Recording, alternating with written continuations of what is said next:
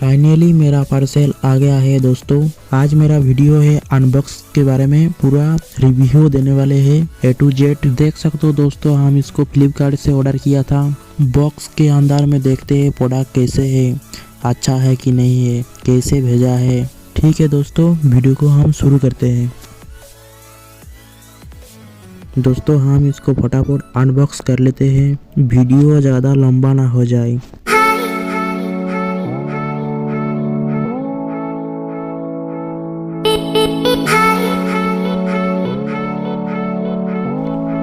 इसको भी हम काट लेते हैं, इसको भी अनबॉक्स कर लेते हैं।